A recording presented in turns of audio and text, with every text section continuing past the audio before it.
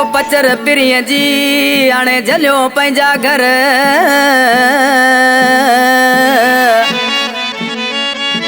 ओ छॾियो पचर पिरीअ जी हाणे झलियो पंहिंजा घर।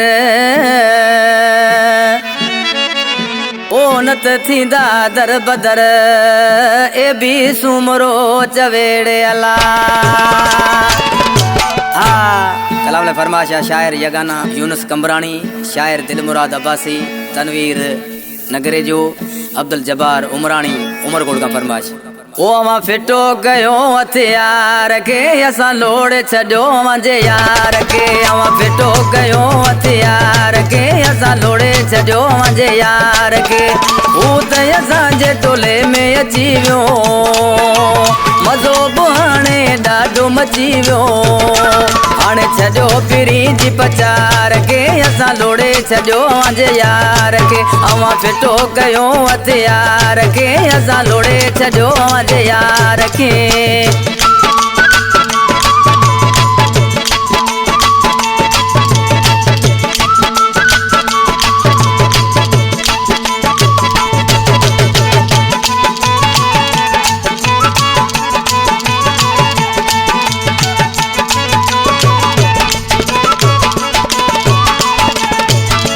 शाम सुबुह रुगो हथ सदाऊं, अञा कहिड़ियूं करो पिया सलाऊं।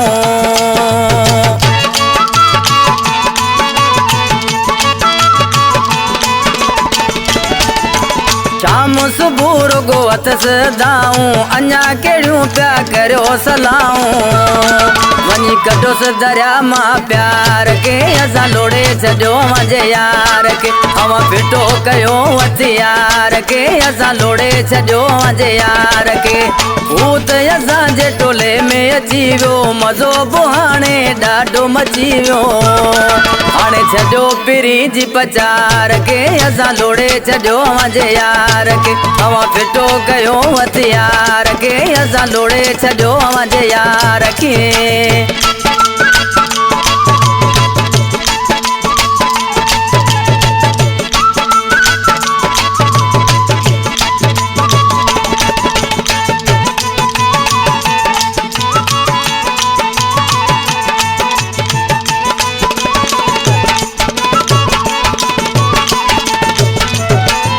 जोड़ो वके होयस पातल, वञी ॾिसो किथे हूंदो फातल।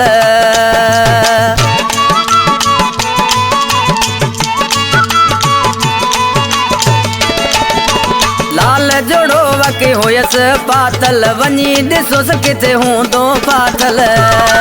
अड़े ॿुधायो छो पिया संसार के असां लोड़े छॾियो मुंहिंजे यार के। अवां फिटो कयो हथियार के असां लोड़े छॾियो मुंहिंजे यार के। हू त असांजे टोले में अची वियो, मज़ो बि हाणे ॾाढो मची वियो।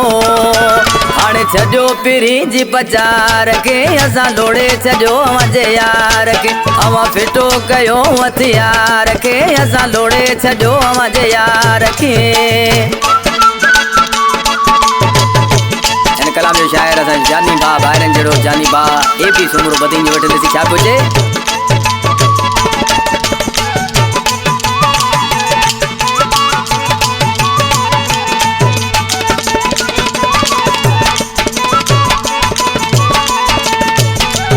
ए बि ॿुधाए अवां खे तो साफ़, सुमरो कंदो कंहिंखे न आहे माफ़।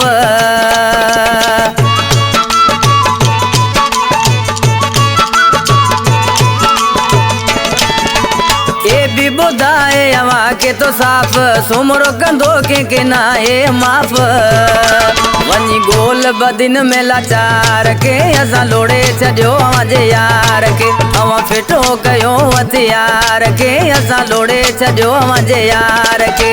हू त असांजे टोले में अची वियो, मज़ो बि हाणे ॾाढो मची वियो।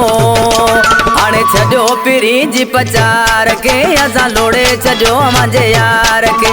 अवां फिटो कयो हथियार के असां लोड़े छॾियो मुंहिंजे यार के।